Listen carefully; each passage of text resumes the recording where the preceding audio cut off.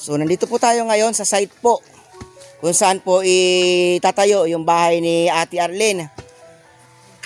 Dito po sa lugar na kinakatayuan at tatayuan ng bahay ni Ate Arlene ay malapit po ito sa kalsada. Mga 10 minutes lang po ay kalsada na at marami po siyang kapitbahay dito sa lugar na ito. Kaya po dito ko po naisipang ipatayo na lang yung bahay ni Ate Arlene dahil doon po sa lugar na tinitirhan niya ay wala po siyang kapitbahay doon at yun po ay hindi niya rin po sariling lupa.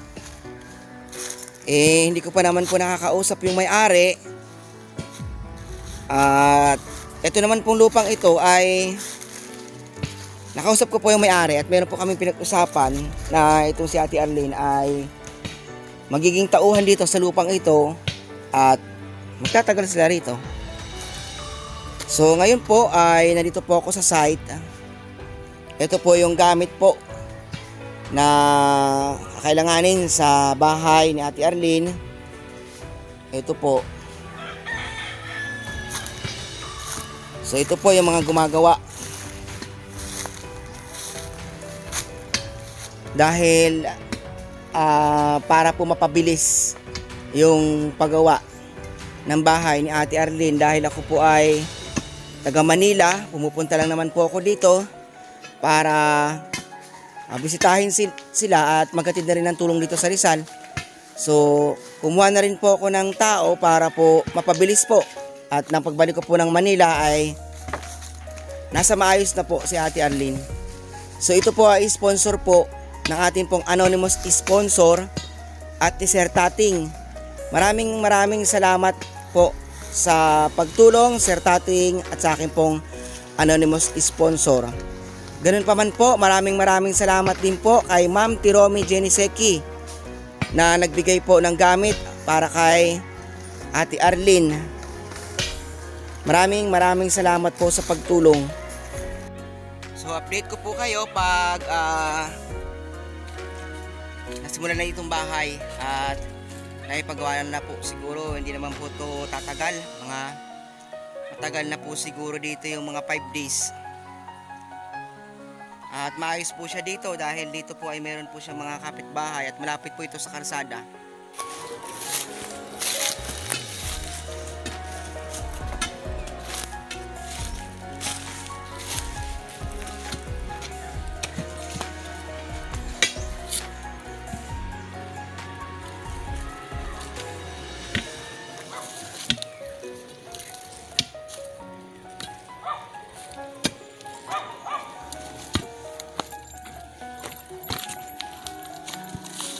Ito po si Ate Arlene, no, supervisor. Ate Aileen, anong masasabi mo, supervisor? Anong masasabi mo sa mga tao mo? Salamat at maitatayo na rin po yung ambay. Makakalipat na rin po kami. Kaya po masaya po ako. Maraming po salamat sa inyo. Todong ngiti si Ate Arlene, no? Tuwan-tuwa si Ate Arlene. At binabantayan niya talaga yung pagpapagawa ng bahay niya. Hanggang pagyari ng kanyang bahay, binabantayan niya. Parang dito niya ata ito natulog. Walang po pumunta. Joke lang.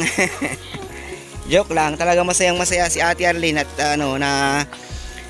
na bigyan ng pag-asa dahil sa mga mababait nating mga sponsor. Ito po yung paligid. Ang dami pong halaman dito sa paligid. Meron pong buko. Meron pong buko. May pili. May mangga. Ayan o, pili o. Ayan, buko. May kakao.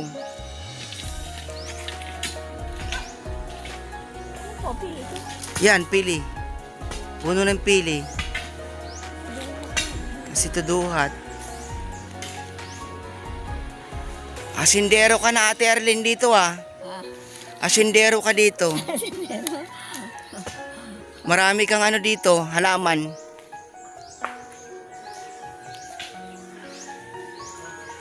Daing buko. Ate Arlene, baka naman paglipat mo dito mag-asawa ka na rin. Kung hindi po. Baka mamaya Uuwi pa po yung isa. isama mo dito yung boyfriend mo, ay nako. Uuwi pa yung isa ko. Lalabas na siya. Kaya nga pag nandito ka na ayusin mo na ano, para Lalabas na ang asawa. yung takbo ng buhay mo tuloy-tuloy, Ate Arlene. Maraming mga sponsor na nagmamahal sa'yo. Sana hindi sila madismaya sa'yo, ano? Opo. Yung mga sponsor, salamat tayo sa mga sponsor kasi unang-una, mga sponsor natin, hindi naman natin ka ano-ano yan, nanonood lang yan ng video natin, pero may puso para tumulong sa ibang tao. Kaya tayo magpasalamat tayo sa sponsor natin, ano? Opo. Pahalagahan din natin yung mga binibigay sa atin. Huwag natin siraan yung tiwala, dahil ang tiwala kapag nasira na, mahirap na yan. Mahirap na ibalik. Mahirap na ibalik yan. Mhm. Kaya paglipat mo dito, magiging maayos ang buhay mo dito, tuloy-tuloy lang, ano? Opo. Babago na ang mga buhay namin. Ayun ang maganda. Ang dahil sa kanila. Dating kumakain ang gulay na nilaga. Oo. Kumakain ng asin lang ang ulam. Oh, ngayon at least kahit Kaya papaano. noong kumakain din ng kahit saging na pipiti. At saka hindi lang yun, ang daming tumulong sa'yo, ano? Ang daming tumulong sa'yo. Oo. Yung pari, nabigyan ka ng ano, Feeding. feeding, Tsaka trabaho. trabaho. Ilang buwan yung feeding mo sa pari? 6 na po.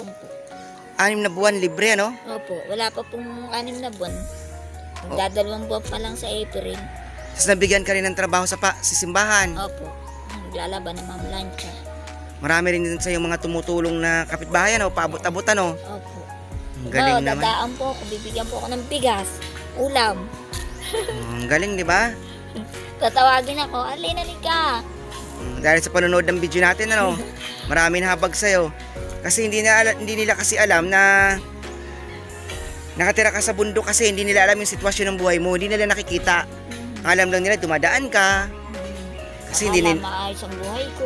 kasi hindi nila alam kung ano yung status ng buhay mo. Pero nung napanood nila sa YouTube na ganun pala yung status ng buhay mo, daming tumulong, ano. Yan ang maganda. Hindi po ako magbabago kahit po meron akong magandang buhay. Kasi doon ako nagsimula eh. Kung Oo. hindi galing sa ako'y mahirap noon, hindi ako makakarating sa karoroonan ko. Deserve mo yan kasi masipag ka at saka matyaga. Yung mga bata, talagang tinataguyod mo kahit nag-iisa ka lang. Deserve mo yan. Lahat po ng ginagawa ko para po sa mga anak ko. Deserve mo yan. Kaya pag lumipat ka na dito, mas magiging maayos yung buhay mo. Kasi sa buhay ng tao, Ate Arlene, kapag maayos yung ginagalawan mo, nagiging maayos din yung buhay. Pero kapag ang ginagalawan mo magulo, masikip, madumi, magulo rin sa isip yun. Kaya importante sa bahay, dapat laging malinis. Nakasegregate lahat, nakaayos lahat. Para pagpasok mo ng bahay, maliwaras yung utak mo. Makakapag-isip ka ng maayos. So yun po, ito po si Ate Arlene, nakausap ko po at supervisor po dito sa papagawa ng kanyang bahay.